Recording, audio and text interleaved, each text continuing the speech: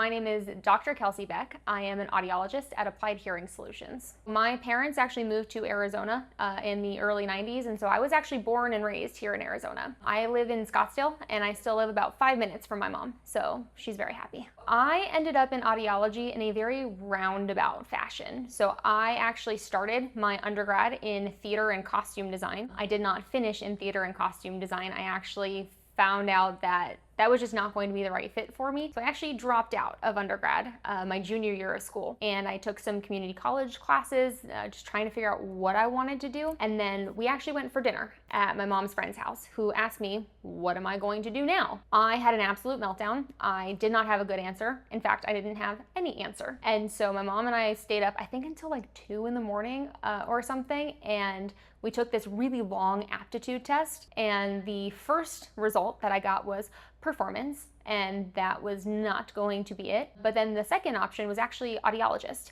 and I had never heard of an audiologist before. I did not have any idea what I was even getting myself into, but I took a few classes and just sort of fell in love with it, and so I never left. My favorite part about working at Applied Hearing Solutions is the way I get to care for my patients. We really do pride ourselves on following best practices, but part of that best practices is the amount of time that I really get to spend with somebody. So I do get to feel like I'm really part of somebody's journey, which is, a little on the more selfish side, but I like getting to build that relationship, and I love that, by the time I'm done fitting someone with hearing aids and I'm seeing them through their follow-ups, I really get to watch them grow back into their lives, and I think that that's really special. Without violating HIPAA, there is one patient experience in particular that really stands out for me. It's actually the very, very, very first fitting that I ever did as a student. I hadn't even done anything special with the programming quite yet. All I did was I put them in somebody's ears and turned them on, and this woman was weeping,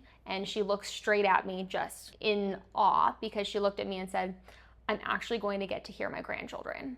And that's why I do it. I think for me, the biggest challenge is when others come in having spent years potentially in hearing aids and has just not had any success, and asking me, do I need cochlear implants or something? And I take them through a consultation, and I'm looking at their hearing tests, and I'm looking at their programming, and they really could have been having such great success this entire time if someone had just taken them through everything properly and had done best practices. And so for me, that's really frustrating to, again, have to deliver that kind of a message. And part of how I work through it is I have to know that I'm gonna do it better. And that's really it.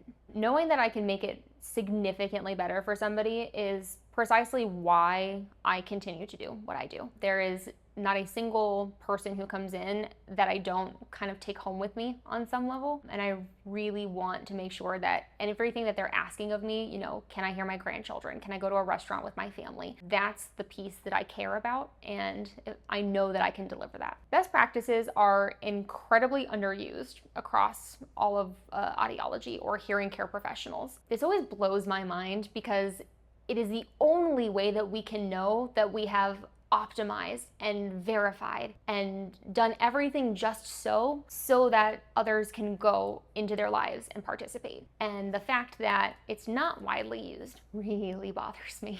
It's so incredibly important that I can follow best practices, because I don't know a single person who got into this profession to sell you a hearing aid. I mean, I didn't, certainly. The reason I got into this is so that I could help somebody reintegrate into their life in whatever that looks like. And so best practices, they're the only way that we can do that effectively. Otherwise, I will miss things, and that's not okay with me. Oh, that transition is night and day to having been fit, kind of generically, so to speak, versus having that highly customized, having it done in just the right way based on how they're actually perceiving all of that sound. It is a night and day success story. My favorite best practice is real ear verification. It is the only way to know what I'm putting inside somebody's ears. So real ear verification is the process by which we actually measure inside somebody's ears what the hearing aid is putting into their ears, and then we match you to your prescription, not only for average level speakers, but for very loud speakers and very soft speakers as well. When we do that correctly,